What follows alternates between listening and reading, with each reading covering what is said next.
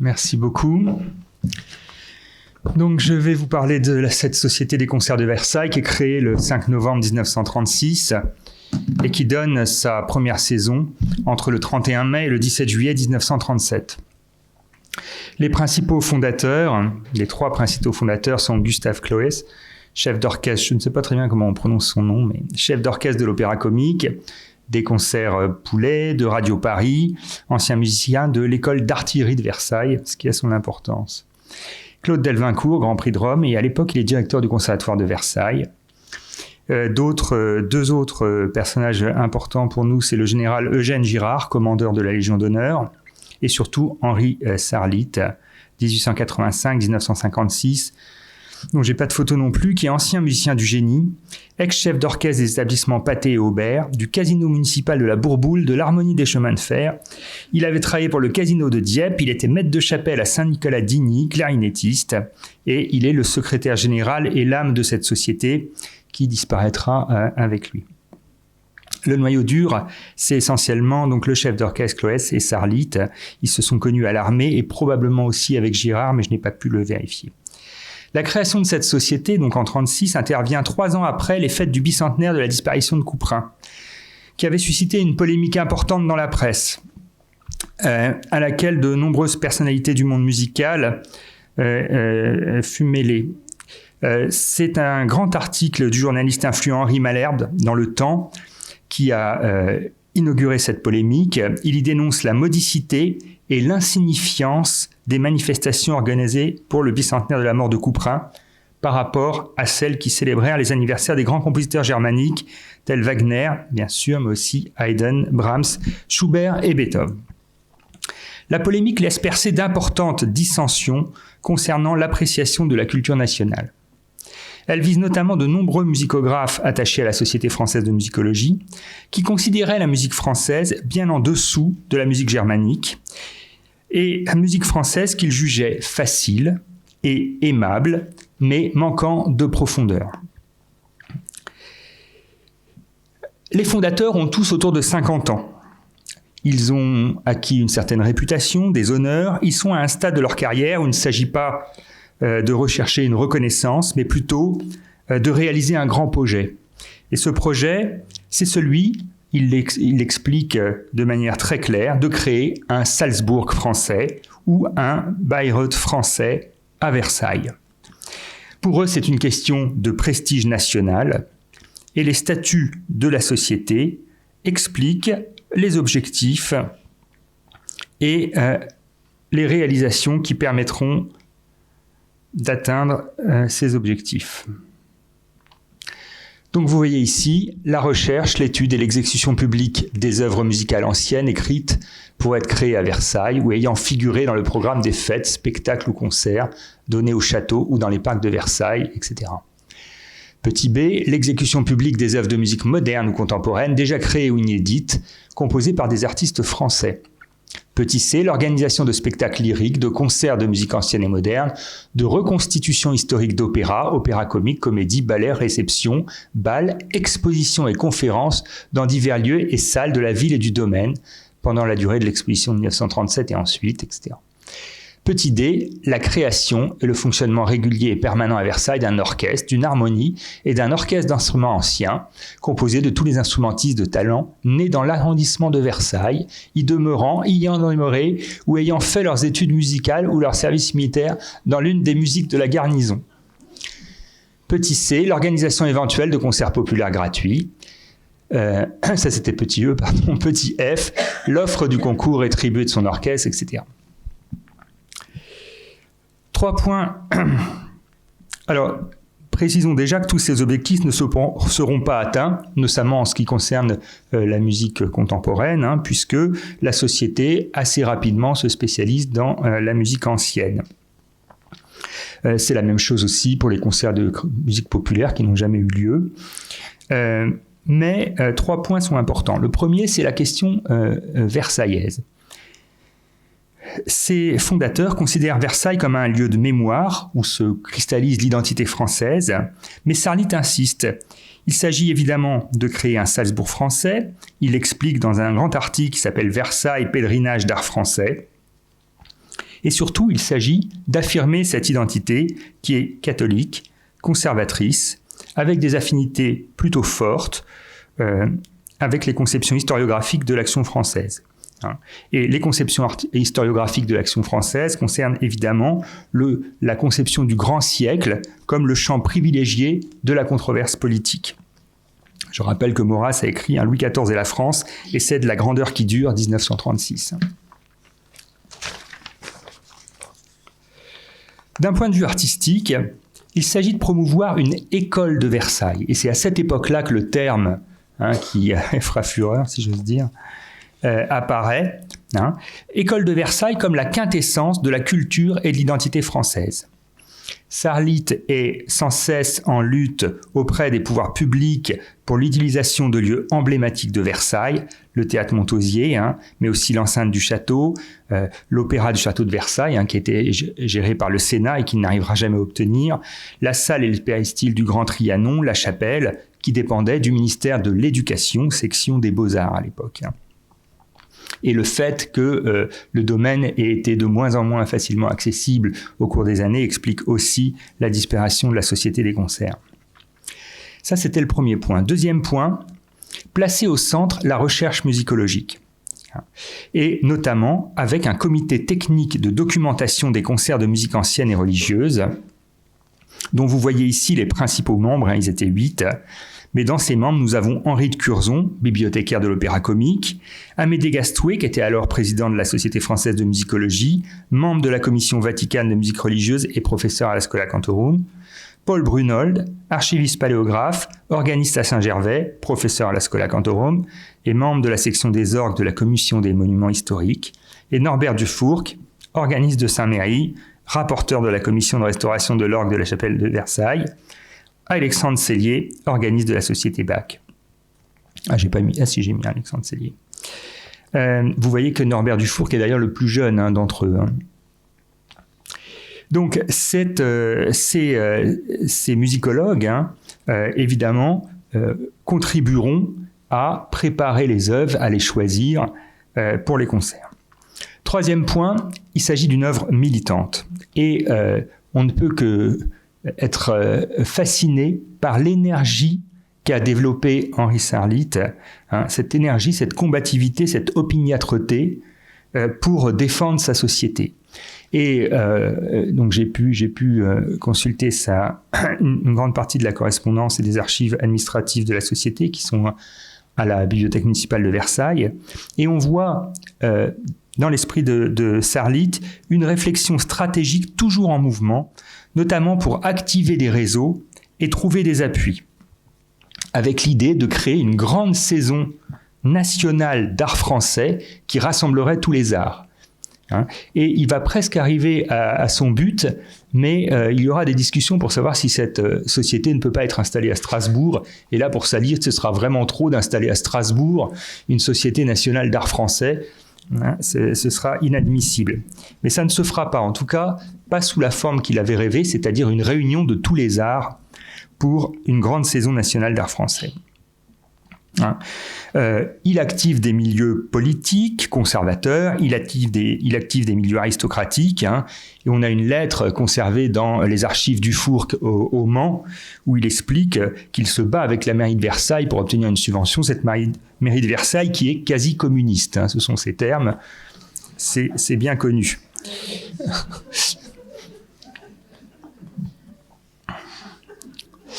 On a aussi un comité artistique, et vous voyez que ce comité artistique montre à quel point Sarlit a réussi à convaincre tout le monde, à rassembler une liste. Il y a à peu près toutes les personnes qui comptent dans les milieux artistiques un peu conservateurs, ou disons, du moins avec des situations institutionnelles très importantes. Et vous voyez évidemment Paul Valéry de l'Académie française. On sait que Paul Valéry aimait beaucoup les honneurs.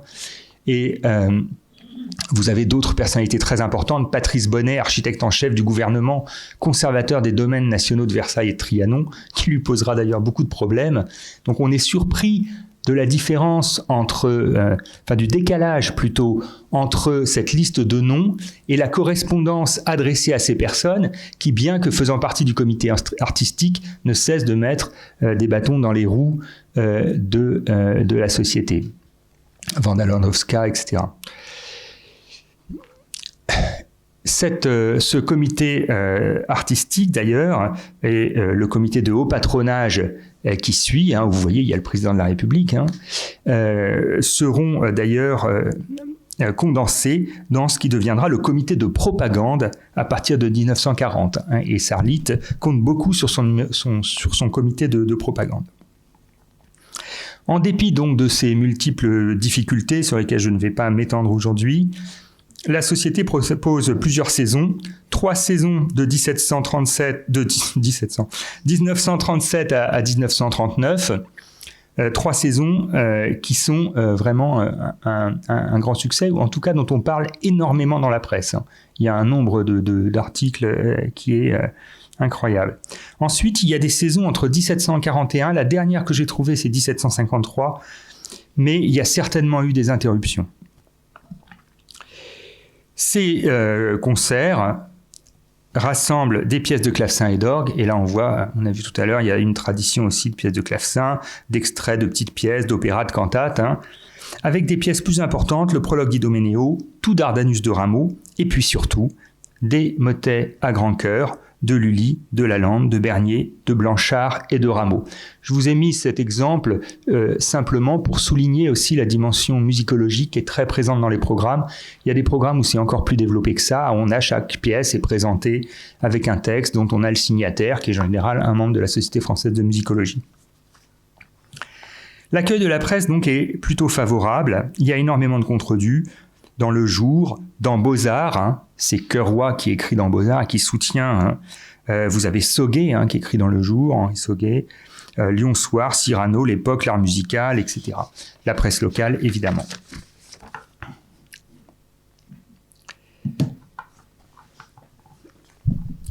Cette presse fait le constat d'une rupture dans l'interprétation. Une rupture du fait du soin, de la qualité de détail et du professionnalisme qui est apporté au concert. Et c'est très intéressant de voir que c'est une remarque qui vient très souvent, enfin de la musique française qui est jouée avec soin, qui a été répétée, qui a été travaillée. Mais la presse loue aussi la vivacité et l'énergie de ces concerts. Donc je vous ai mis 2 extraits. Le premier, donc, c'est une audition, c'est dans les Nouvelles de Versailles, avec un petit dessin de Gustav Klaus en train de diriger. Et le deuxième, c'est intéressant parce que ce sont des extraits de presse. Alors, il y en a beaucoup d'autres, j'en ai retrouvé beaucoup d'autres, mais ceux-là ont été imprimés et étaient utilisés comme documents publicitaires et envoyés aux membres du comité de patronage. Il y avait un nombre de publications de feuilles volantes qui étaient éditées comme ça pour la société qui est absolument incroyable, même des programmes en anglais, des tas de choses comme ça.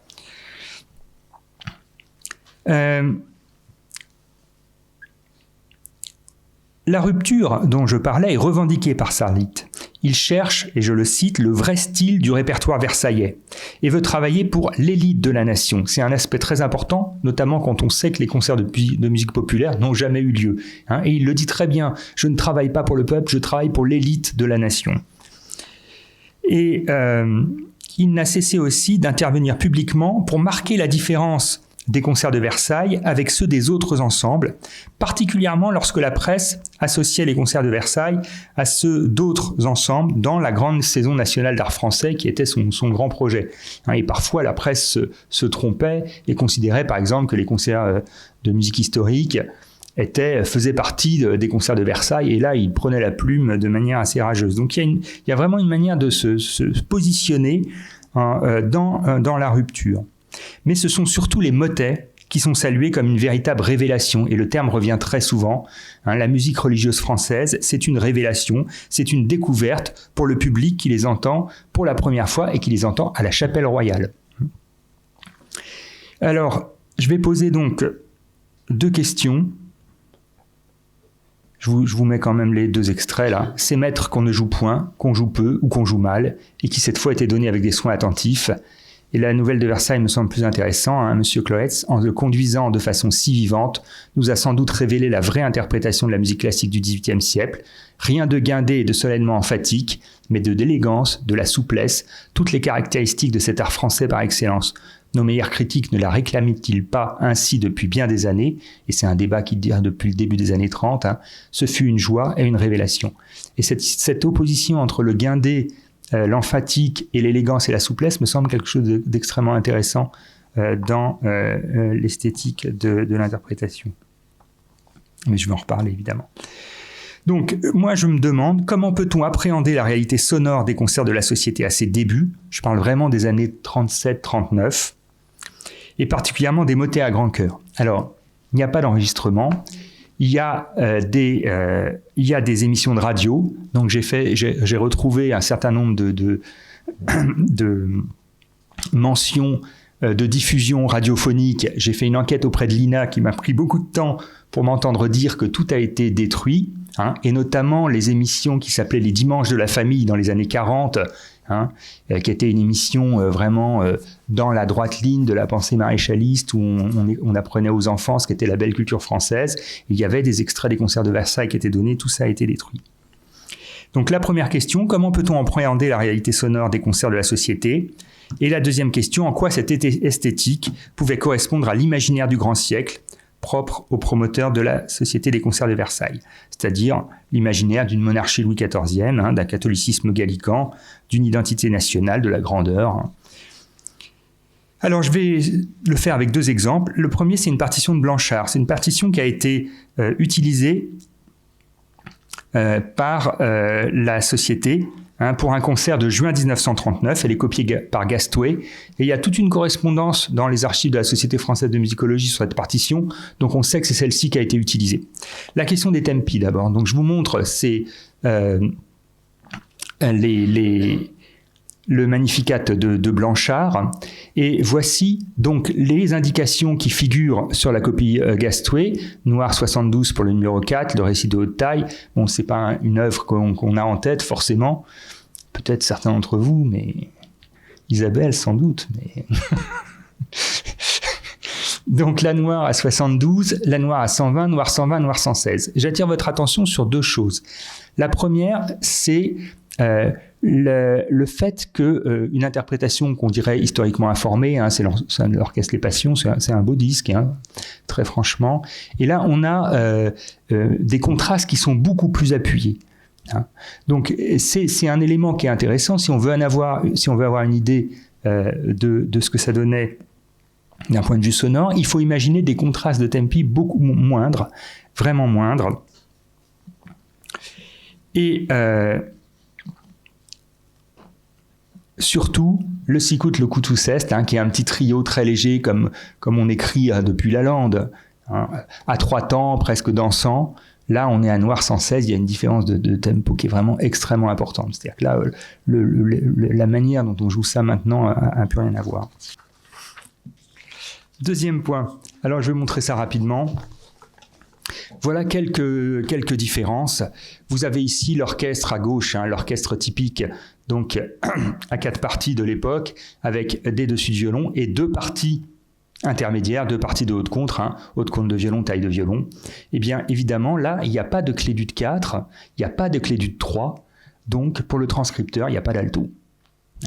Et on a une transcription avec flûte, hautbois, premier violon, deuxième violon, troisième violon. Et puis une basse. Donc pas de partie d'alto, pas de timbre d'alto dans ce premier mouvement du Magnificat. Ensuite, c'est la même chose ici. Je voulais vous montrer la question du chœur. On a le chœur à 5 parties caractéristiques de la musique française avec une seule partie de dessus et des parties intermédiaires. Là aussi, on va avoir 3 parties de pupitre de femmes avec une partie d'alto ou contralto, mais pas du tout la configuration qu'on a dans le chœur à 5 parties. Je vous ai mis la transposition ici, et c'est évidemment autour du ut 4 que ça pose problème ici du 3 et du ut 4. Ici, vous avez donc la configuration assez intéressante, puisque, comme on l'a très souvent, hein, parce que ce qui leur manquait, en fait, c'était des comparaisons. Parce que quand on regarde, on a très très souvent ce genre de mouvement très léger où toutes les parties sont à l'unisson. Donc là, on a le début, et puis le copiste ne continue pas. Hein. Et ensuite, on a des hautbois qui s'opposent à tous.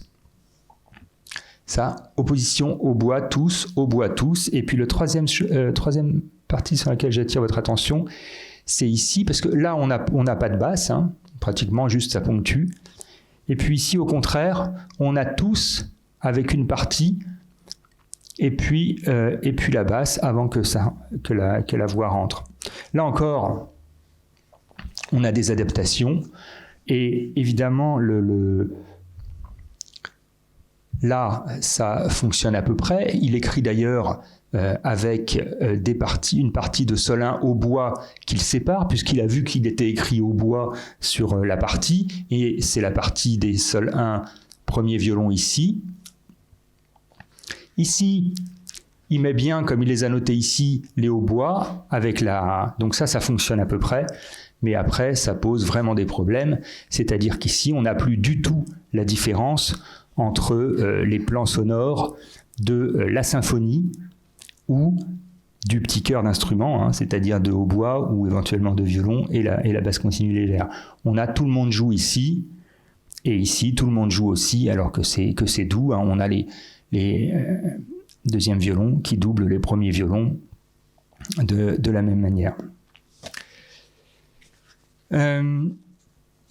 Problème aussi de ces récits, hein. Ces récits qui interviennent dans des chœurs, la notion de récit et chœur est mal comprise, puisqu'on a en plus une voix de haute contre, c'est-à-dire ces ténors français assez puissants, hein, qui ne chantent pas en voix de tête, hein, qui chantent en voix de poitrine très aiguë. C'est joué plus bas aussi que ce que c'était là, évidemment, ce qu'on ferait maintenant, évidemment. Et là, il nous dit récit contralto du chœur avec les ténors. Pour juste cette phrase, hein, il utilise tout le pupitre de contralto, donc des femmes, et puis les ténors, il met les ténors, il rajoute les ténors ici avec. Voilà, j'insiste pas. Je voudrais, pour terminer, vous faire écouter 2 enregistrements avant ma conclusion. Et j'espère que ça va fonctionner. Des Profondis de la Lande. Donc, vous allez entendre là l'Orchestre des Jeunesses Musicales de France, les Jeunesses Musicales de France pour lesquelles a travaillé Norbert Dufour, qui était vraiment une des chevilles ouvrières de la Société des Concerts de Versailles.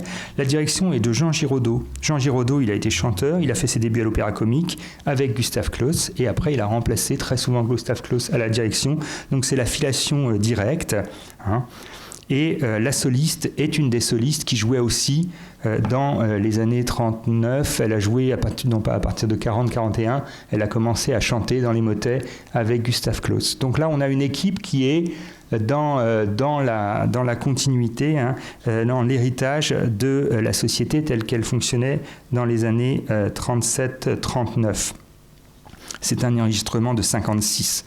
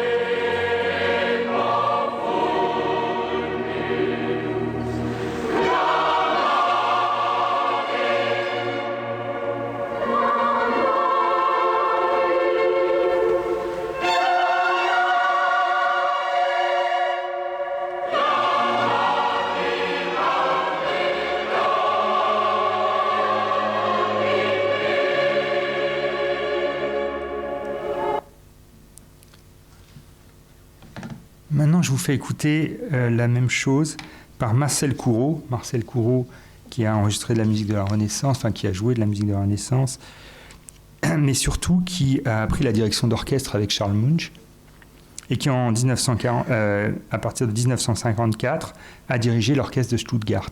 Donc on est dans une tradition de direction totalement différente, et il enregistre ce De Profundis. Vous allez voir, le contraste est très évident, très frappant.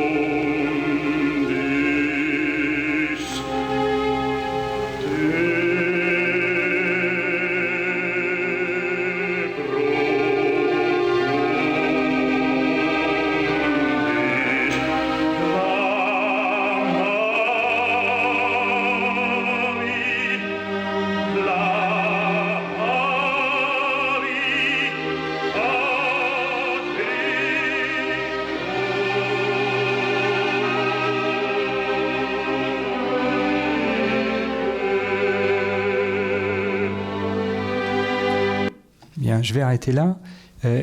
Juste pour vous dire, avant 2 minutes de conclusion, la première version est, du point de vue de l'énonciation du texte, beaucoup plus proche de ce qu'on fait maintenant que la deuxième. C'est vraiment frappant. On est dans une conception extrêmement déclamatoire qui correspond à ce qu'était la parole sacrée à l'époque du XVIIe siècle. Et donc, à partir des recherches des musicologues qui se sont confrontés à ces sources dans la perspective d'en donner une reconstitution sonore, la Société des concerts de Versailles a sans doute promu une esthétique sonore qui est assez éloignée de celle que nous appelons de nos jours historiquement informée. Même si leur approche de cette musique paraît aujourd'hui reposer sur des fondements politiques datés, c'est une approche originale, dans la mesure où elle est fondée sur une connaissance large du grand siècle et qu'elle vise à placer la musique au centre de l'identité culturelle française en affirmant sa valeur patrimoniale au même titre, voire davantage, que celle des lettres, des beaux-arts et de l'architecture. Surtout, elle institue Versailles à la fois comme un lieu de commémoration et de mémoire, mais aussi de ressourcement identitaire. Cette démarche les a conduits à privilégier l'esprit sur la lettre, c'est-à-dire à retrouver l'éthos de cette musique, plutôt qu'à étudier les instruments, les dispositifs et les pratiques de l'époque. En ce sens, leur démarche se situe, comme l'a évoqué Carreras hier, en Espagne à la même époque, comme l'a évoqué Juan José Carreras en Espagne à la même époque, au-delà de l'érudition, et ne se limite pas à un acte académique savant. on mesure à quel point Sarlit et ses acolytes ont été des précurseurs et à quel point la rupture du renouveau baroque n'est qu'une demi-rupture, particulièrement en ce qui concerne la musique religieuse. Le Centre de musique baroque de Versailles des débuts, par son tropisme versaillais et sa glorification d'un grand siècle musical indépendant des traditions musicales européennes, paraît la concrétisation du rêve de Sarlit, d'une institution subventionnée attachée au château. Mais c'est surtout du point de vue de l'imaginaire sonore de la musique religieuse que la filiation est évidente. Les affinités politiques, mais aussi religieuses, culturelles et sociales qu'entretenaient les instigateurs de la Société des concerts de Versailles avec l'autocratisme Louis XIVien, les ont conduits à proposer un style interprétatif qui, en dépit de l'évolution de nos attentes en termes de sonorité, a été adopté par les grands chefs français et étrangers. Je vous remercie.